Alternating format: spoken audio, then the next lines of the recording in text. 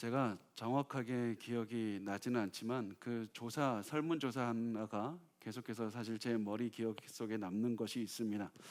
어떤 한 단체에서 설문조사를 했는데 예수 믿지 않는 사람이 예수를 믿으려면 몇 번 복음에 대해서 들어야 되는가? 그냥 단순히 그냥 지나가면서 텔레비전에서 예수 믿으라 이런 얘기 듣는 것 말고 진지하게 예수를 믿으라고 이렇게 딱 대했을 때 그 몇 번 들어야만 이 사람이 예수를 믿게 되는가? 거기에 대해서 설문조사를 한 것이 있는데 그 대답은 7번이었던 걸로 아직도 기억이 납니다. 사실 제가 그 결과를 보면서 한 가지를 깨닫게 됐습니다. 죄로 가득한 우리 마음은 하나님의 메시지에 여러 번 노출이 되어야만 하나님에 대한 그 말씀을 들을 수 있다는 사실이었습니다. 하나님께서는 죄인을 부르실 때 단 한 번의 메시지가 아니라 여러 번 계속해서 메시지를 주시고 그 말씀을 듣게 하셔서 그 사람으로 마음을 변화시키신다는 사실을 우리가 깨달았으면 좋겠습니다. 오늘 본문에서도 하나님께서 느부갓네살 왕에게 메시지를 주시는데 처음이 아니었습니다. 처음이 아니라 다니엘 2장에서 보면 느부갓네살 왕에게 먼저 꿈을 주셨고 두 번째 3장에서는 사드락 메삭 아벳느고에게 그 모든 불풀무에서 건져주시는 기적을 보게 하셨습니다. 그런데 이 사람이 변하지가 않습니다. 하나님께로 돌아오지 않습니다. 계속해서 죄의 길로 갑니다. 그러니까 하나님께서는 또다시 꿈을 꾸게 하셔서 하나님 앞에서 겸손하게 하는 꿈을 주셨습니다. 우리가 이것을 보고 한 가지를 우리 스스로 질문했으면 좋겠습니다. 우리는 하나님께서 주시는 목소리에 귀를 기울이고 있습니까? 하나님께서는 단순히 우리가 예수를 믿기 전에만 계속해서 여러 번 메시지를 주셔서 우리의 마음을 변화시키고 예수 그리스도를 믿는 마음을 주실 뿐만 아니라 예수를 믿은 다음에서도 계속해서 하나님의 길을 따라가게 하기 위해서 말씀을 주시고 또 주신다는 사실입니다. 왜 그렇습니까? 우리는 세상에서 살아가고 있고 세상이 주는 메시지를 너무나도 잘 흡수하고 있기 때문입니다. 너무나도 세상이 주는 불안과 염려와 불신과 그리고 모든 교만의 메시지를 그대로 흡수하고 그대로 살아가려고 합니다. 그래서 우리가 그 길을 걸어가려고 할 때마다 하나님께서는 우리에게 메시지를 주시면서 돌아오라, 그 길이 아니다, 내 길을 가라, 돌아오라고 말씀합니다. 그런데 우리가 그 말을 듣지 않으면 하나님은 조금 더 크게, 다음에는 조금 더 크게, 다음에는 도저히 부인할 수 없을 정도로 엄청나게 큰 목소리로 돌아오라, 돌아오라, 돌아오라, 그렇게 절대 부인할 수 없을 만큼의 소리를 우리에게 주시고 부르신다는 사실입니다. 여러분 혹시 한번 귀를 기울여 보십시오. 하나님께서 여러분에게 지금 소리치고 있지는 않습니까? 그 길이 아니라고, 천천히 가라고, 서두를 필요가 없다고, 평안하라고, 용서하라, 사랑하라, 인내하라, 잠잠하고 하나님 앞에서 견디라는 그런 말씀을 하나님께서 외치고 있는 것을 깨달으신다면 여러분 그 말씀을 듣고 하나님의 말씀에 순종하셨으면 좋겠습니다. 왜냐하면 우리가 그렇게 살면 잘못 가고 있기 때문이고 하나님의 뜻대로 가야만 올바른 길로 갈 수 있고 하나님께서 그렇게 말씀하시는 이유는 우리에게 잘못된 길을 가기를 원하시는 것이 아니라 결국 돌아와서 하나님의 뜻 안에서 평강을 누리기를 원하시기 때문이라는 사실입니다. 자, 이제 하나님께서 이 메시지를 주신 다음에 느부갓네살 왕이 어떠한 반응을 보였는지를 같이 한번 살펴보도록 하겠습니다. 하나님께서는 느부갓네살 왕에게 꿈으로 메시지를 주셨습니다. 자, 이제 우리가 2장과 3장 다 내용을 아실 줄로 압니다. 하나님을 체험했습니다. 또 2장에서는 꿈의 내용조차도 아시는 하나님의 능력을 체험했고 또 다니엘을 통해서 하나님께서 말씀하신다는 사실을 알았습니다. 그러면 4장에서 느부갓네살 왕이 꿈을 꾸었을 때 당연하게 보여야 되는 반응이 뭡니까? 다니엘 불러야죠. 꿈이 무슨 내용이냐? 당연히 물어야 됩니다. 그런데 이해할 수 없는 행동을 합니다. 자기가 가장 가깝게 믿고 자기 동족 사람인 갈대아 사람들을 불러서 물어보기 시작합니다. 다니엘 4장 6절에서 7절 말씀 우리 같이 읽도록 하겠습니다. 시작. 이러므로 내가 명령을 내려 바벨론의 모든 지혜자들을 내 앞으로 불러다가 그 꿈의 해석을 내게 알게 하라 하였더라. 그때 박수와 술객과 갈대아 숙사와 점쟁이가 들어왔으므로 내가 그 꿈을 그들에게 말하였으나 그들이 그 해석을 내게 알려주지 못하였느니라. 이미 다니엘 2장에서 실패했던 사람들입니다. 이 사람들 모릅니다. 그럼에도 불구하고 느부갓네살은 또다시 불러서 이 사람들에게 자기의 꿈의 내용을 알려달라고 합니다. 게다가 더 말이 안 되는 이 상황인 것이 무엇이냐면 이 다니엘서 2장에서 이 사람들보다 높은 직책으로 세워놓은 것이 다니엘이었습니다. 이 사람들의 담당자가 다니엘입니다. 그럼 가장 높은 사람을 불러야 되는데 이 다니엘보다 낮은 사람들을 불러서 꿈의 내용을 묻고 있는 겁니다. 그 다음에 이 사람들이 다 실패하니까 결국에서는 마지막에 다니엘을 부릅니다. 왜 이렇게 할까요? 어차피 실패할 거 뻔히 알면서 왜 뻔히 알면서 실패할 길을 걸어갑니까? 거기에 오늘 두 가지 이유를 살펴보려고 합니다. 첫 번째 이유는 거룩한 하나님을 피하는 것이 사람의 마음이기 때문입니다. 사람은 계속해서 하나님을 거부하고 하나님 반대로 가고 싶어하는 것이 사람의 기본적인 마음입니다. 예레미야 17장 9절, 우리 이 말씀을 반드시 묵상하시고 또 암송하셨으면 좋겠습니다. 같이 읽겠습니다. 시작.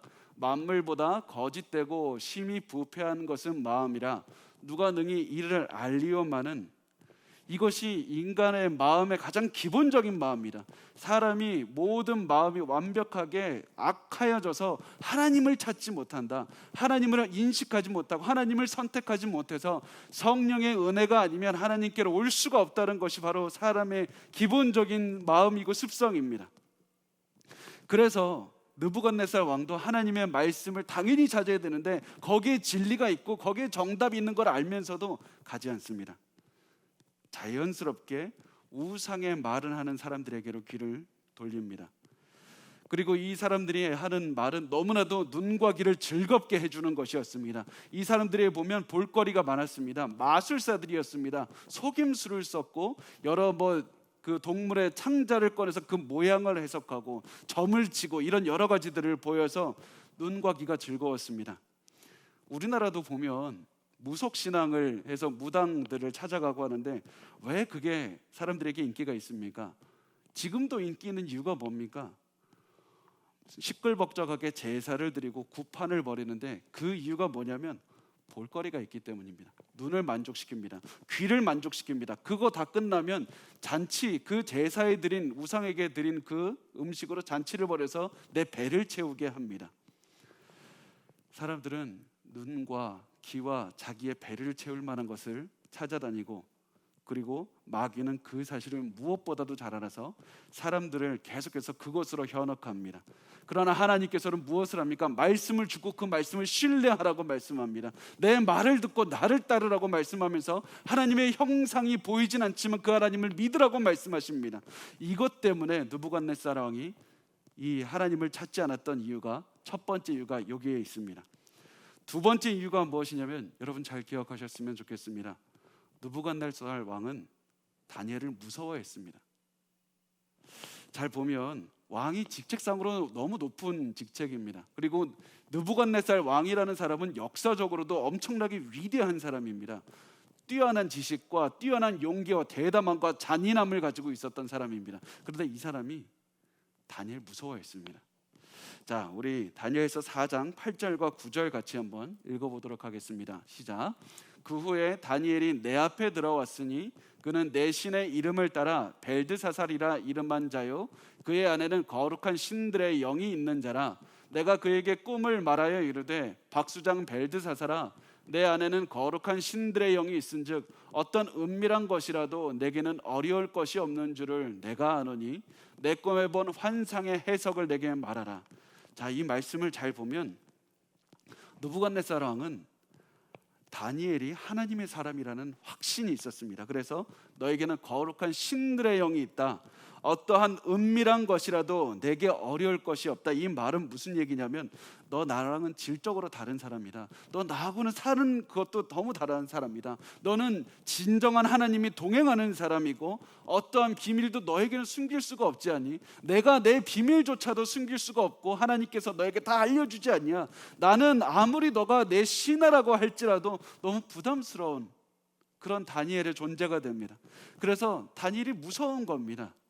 진정한 하나님과 연결되어 있는 사람이라는 사실을 알기 때문에 다니엘을 이 왕은 피하고 싶다가 결국에서는 마주하게 되는 것이 다니엘이었습니다. 그렇지만 결국에서는 느부갓네살 왕이 진리를 알기 위해서 선택해야만 했던 사람은 다니엘밖에 없었습니다. 여러분, 우리가 이런 모습이었으면 좋겠습니다. 다니엘과 같은 모습이었으면 좋겠습니다. 다니엘은 세상 속에서 살았지만 세상과 다르게 살았습니다. 세상과 다르게 살았을 뿐만 아니라 세상의 존경을 받았고 세상의 두려움의 대상이었습니다. 느부갓네살 왕이 보기에 다니엘은 질적으로 다른 사람이었습니다. 하늘에 속한 사람이었습니다. 그래서 다니엘을 누구도 무시할 수 없었고 모든 것이 실패했을 때 최종적으로 갈 수 있는 것은 다니엘밖에 없었습니다. 우리가 우리의 삶을 한번 돌아보시면 좋겠습니다. 우리는 세상에 살면서 세상과 구별되어 사는 것뿐만 아니라 세상에 존경을 받고 살아갑니까? 우리가 세상과 다르게 살고 하나님을 따르면서 살아가면 세상이 싫어하는 것 같고 무시하는 것 같고 왕따 당하는 것 같지만 사실은 그 마음에 동시에 우리에 대한 두려움이 생깁니다. 저 사람은 나와 질적으로 다른 사람이다. 하늘과 연결되어 있는 사람이다. 내가 아무리 어려운 상황에 있더라도 하나님을 따르면서 절대로 세상을 따르지 않고 하나님만 믿으면서 살아간다면 세상 사람들의 마음에 겉으로는 무시하는 것 같고 멀리하는 것 같지만 마음속에는 이런 마음이 듭니다. 내가 저 사람과 동의하지는 못하지만 저 사람이 하는 말이라면 내가 믿겠다고. 그런 존경심이 생기고 신뢰가 생기고, 그래서 그런 우리가 하늘에 속한 그런 사람으로 살아가면서 하나님의 말씀을 우리가 그 사람들에게 전하게 된다면 그때 그 사람들은 마음을 바꾸고 하나님의 말씀을 더욱더 진지하게 듣게 되는 것입니다.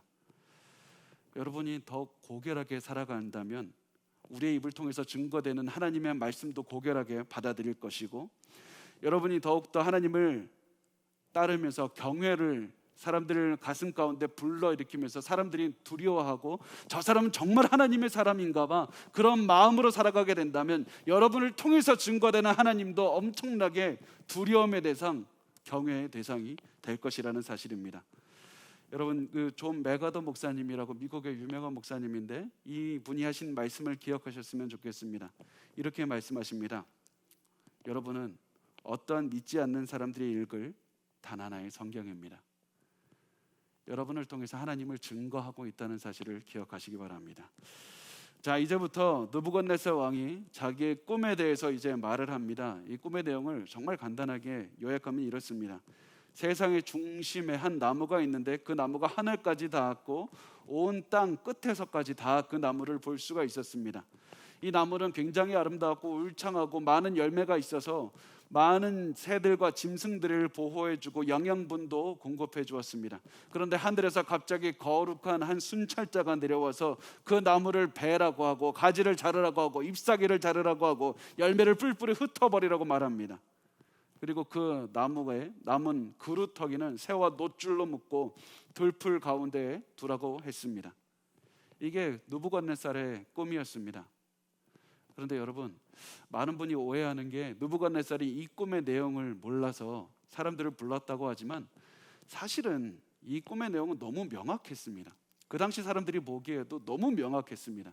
뭐냐면 그 당시 문화권에서는 나무가 사람을 상징한다는 것은 너무나도 많이 사용되고 있는 상징이었기 때문에 나무, 큰 나무, 온 세상에 접하는 큰 나무다, 느부갓네살 왕을 상징하는 겁니다. 그리고 느부갓네살 왕이 결국 심판을 받게 될 것이다, 이 내용은 너무나도 명확했던 겁니다. 그런데 느부갓네살 왕이 뭘 궁금해했냐면 그 가운데 중간에 자세하게 그 가운데 있는 내용이 도대체 뭐냐, 내가 왜 심판을 받는가, 심판받지 않기 위해서 무엇을 해야 되는가, 그러면 언제 심판을 받는가, 하늘에서 내려오는 저 거룩한 자는 누구인가, 내가 동물의 마음을 가지고 살아간다는 게 도대체 어떤 의미냐, 이 시간이 끝나면 나는 어떻게 회복이 되는가, 이런 것들이 궁금했던 겁니다. 왜 궁금합니까? 대책을 세우고 싶고, 내가 이제 그러면 이것을 피하기 위해서 그러면 또다시 우리의 머리를 굴려서 어떻게 하면 대책을 세울까, 그것을 궁금해서 사람들을 불러서 꿈을 해석해봐라, 이렇게 했던 겁니다. 그런데 느부갓네살 왕이 이 꿈을 통해서 전달하고자 하는 하나님의 큰 메시지는 이해하지 못했습니다. 여러분 잘 생각해 보시면 하나님이 느부갓네살 왕을 치고 싶으시면 꿈을 왜 줍니까? 그냥 치면 되죠. 왜 꿈을 주십니까? 왜 꿈을 주셔서 경고하십니까? 회개하라, 돌이키라. 너의 삶에서 가장 중요한 것은 우상도 아니고 너 자신도 아니라 하나님이 있다는 사실을 기억하고 그 하나님 앞에서 겸손하게 살아라. 너가 사는 이 모든 왕국은 너가 이룬 업적이 아니라 하나님께서 허락하셨기 때문에 이런 업적을 이룰 수 있었다. 하나님을 인정하고 살라. 하나님께서는 이 꿈을 통해서 결국 이 사실을 알려주고 싶으셨던 겁니다. 그런데 이 느부갓네살이 이것을 이해하지 못하니까 결국 또 이 말씀을 이해할 수 있는 반복적으로 메시지를 알게 해주시는 다니엘을 보내주셔서 말씀을 또다시 증거하게 하십니다. 이제부터 여러분 잘 보시면 성경은 느부갓네살 왕과 다니엘을 비교하기 시작합니다. 너무 재밌는 부분인데 느부갓네살 왕이 이 꿈을 꾼 다음에 꿈의 내용을 말해주면서 다니엘을 칭찬하면서 야, 이 꿈은 격려합니다. 이 꿈 너라면 해석할 수 있다. 너에게는 어떤 비밀도 없고 하나님 너에게 다 알게 하시니까 나에게 이 꿈을 좀 해석해 달라고 격려합니다. 용기를 줍니다. 그런데 이 다니엘은 왕의 꿈을 듣고서는 놀라서 굉장히 힘들어합니다. 왜냐하면 꿈의 내용이 너무 두려운 것이었기 때문입니다. 이게 이야기의 아이러니입니다. 이 꿈은 느부갓네살 왕이 심판을 받을 것이라는 그런 꿈이었기 때문에 느부갓네살 왕이 두려워해야 되고, 그리고 다니엘은 오히려 격려를 해줘야 되는 그런 입장에 있는데, 오히려 지금 입장이 바뀌어서 느부갓네살이 다니엘아 할 수 있다 격려하는 모습으로 나오고, 다니엘이 오히려 놀라서 두려워하는 모습으로 나옵니다. 왜 이렇게 나옵니까? 왜 이렇게 말도 안 되는 상황이 지속되냐면 이것을 통해서 느부갓네살 왕이 영적인 판단을 할 수 없는 그런 사람이라는 사실을 드러내고 있고, 다니엘이 영적으로 깨어있고 분별할 수 있는 사람이라는 사실을 보여주고 있습니다. 잠언서 9장 10절 말씀을 우리 같이 읽어보겠습니다. 시작. 여호와를 경외하는 것이 지혜의 근본이요 거룩하신 자를 아는 것이 명철이니라. 자, 하나님을 알지 못하면 영적인 분별력을 갖지 못해서 올바른 판단을 하지 못하게 됩니다. 지금 이 느부갓네살은 이 눈이 어두워져서 자신이 원하는 그것을 알고 대책을 세우기만 하면 된다고 생각했습니다. 그러니까 빨리 방법을 알려줘라, 빨리 이것을 넘어갈 수 있는 방법을 알려줘라. 그렇지만 다니엘은 이 사람에게 그게 아니다. 그러면서 전곡을 찌르는 그런 이야기를 합니다. 하나님께서는 왕이 겸손하기를 원하십니다. 당신이 지금 무엇을 아는 것이 중요한 것이 아니라 하나님 앞에서 겸손하고 하나님이 왕이라는 사실을 기억하십시오. 그렇지 않으면 엄청나게 큰 일이 벌어질 겁니다. 그러면서 다니엘서 4장 27절 우리 말씀을 읽고 말씀을 마무리하도록 하겠습니다. 시작. 그런즉 왕이여 내가 아뢰는 것을 받으시고 공의를 행함으로 죄를 사하고 가난한 자를 긍휼히 여김으로 죄악을 사하소서. 그리하시면 왕의 평안함이 혹시 장구하리이다 하니라. 다니엘이 하는 얘기는 이겁니다. 결국 모든 힘이 하나님께 달려있다는 사실을 인식하고 당신이 왕이라는 사실을, 그게 아니라 하나님이 왕이라는 사실을 인식하십시오. 하나님 앞에서 겸손하십시오. 하나님께서 당신을 세상을 다스릴 수 있는 힘을 주셨기 때문에 다스리는 겁니다. 당신이 하나님을 인정하지 않으면 하나님께서 당신을 낮추셔서 짐승처럼 만드실 것이지만 하나님의 왕권을 인정하면 다시 당신의 왕권도 회복시켜 주실 겁니다. 자, 오늘 이 말씀을 우리에게 적용하며 한번 해보겠습니다. 여러분, 느부갓네살에게 꿈을 주셨던 하나님은 우리에게도 여러 가지 상황을 통해서 우리에게 많은 메시지를 주십니다. 때로는 우리가 고난이라는 것도 겪게 됩니다. 몸에 아픈 것, 사람의 고난도 겪게 됩니다. 때로는 우리가 이런 어려움을 겪을 때 하나님 왜 나에게 이런 고난을 겪게 합니까? 왜 나에게 이런 어려움을 줍니까? 하나님 왜 나한테 이런 상황을 겪게 합니까? 이렇게 할 때 여러분 모든 여러 가지 상황이 있을 수 있고, 때로는 우리의 잘못 때문에 고난이 오기도 하고, 때로는 하나님의 이유를 알 수 없는 하나님의 지혜 때문에 우리에게 고난이 오기도 하지만, 그 모든 고난을 통해서 하나님께서 여러분에게 이 하나를 알게 하십니다. 무엇이냐면 우리는 하나님이 없으면 아무것도 할 수 없는 존재다. 약한 존재다. 우리는 너무나도 약해서 하나님을 의지해야만 된다. 이것을 반드시 깨달으라. 우리가 겪는 그 모든 고난이 무엇이든지 간에, 우리가 겪는 모든 어려움이 무엇이든지 간에 상관없이 반드시 이 한 가지의 메시지로 바로 정리가 됩니다. 우리의 약함을 체험하고 하나님의 강함을 의지하라. 그래서 우리가 머리로 하나님을 알고 몸으로 하나님을 체험하고 우리의 입에서 하나님을 고백하고 겸손하게 살기를 원하시는 것이 하나님의 뜻이라는 사실입니다. 그래서 오늘 말씀을 요약을 하면서 정리를 해보도록 하겠습니다. 첫 번째, 우리는 세상을 다니엘처럼 살아야 됩니다. 세상 속에서 살면서 세상과 다르게 살지만 세상으로부터 존경과 경외심을 받으면서 사시기 바랍니다. 두 번째, 하나님의 말씀을 깨달으면서 사십시오. 하나님께서 우리에게 반복적으로 말씀하십니다. 우리가 그 하나님의 말씀을 깨닫고 그 말씀대로, 하나님의 그 음성대로 우리의 삶에 적용하면서 살아야 됩니다. 세 번째, 우리의 약함과 하나님의 강함을 깨닫고 사십시오. 때로는 고난을 통해서, 때로는 기도를 통해서 하나님께서 우리에게 계속해서 너의 약함을 깨달으라, 하나님의 강함을 인정하라고 말씀하십니다. 그래서 우리는 계속해서 하나님의 메시지를 듣고 하나님의 위대함을 인정하면서 살아야만 됩니다. 그리고 우리가 반드시 기억할 것은, 하나님께서 우리에게 메시지를 깨닫게 하셨다면 우리에게 남은 시간이 얼마 남지 않았다는 사실입니다. 저는 그리스도의 재림이 가까이 왔다고 항상 그렇게 믿고 사는 사람입니다. 예수 그리스도께서 곧 있으면 오실 텐데, 하나님의 말씀을 듣고 그 말씀대로 살아서 많은 열매를 맺게 하시고, 결국 예수 그리스도의 심판대에서 열매를 우리에게 요구하실 때가 올 것이라고 저는 확신합니다. 그때 우리가 하나님의 말씀대로 살아서 많은 열매를 보여드리면서 하나님의 많은 상급을 받으셨으면 좋겠습니다. 그 날에 다시 한번 하나님을 바라보고 그 날을 바라보면서 기뻐하면서 끝까지 이 하나님의 메시지를 듣고 하나님의 말씀대로 살았으면 좋겠습니다. 우리가 하나님 앞에 서는 날 많은 열매로 기뻐하면서 하나님의 상급을 기뻐하면서 살아가는 그날을 반드시 주실 줄 믿습니다.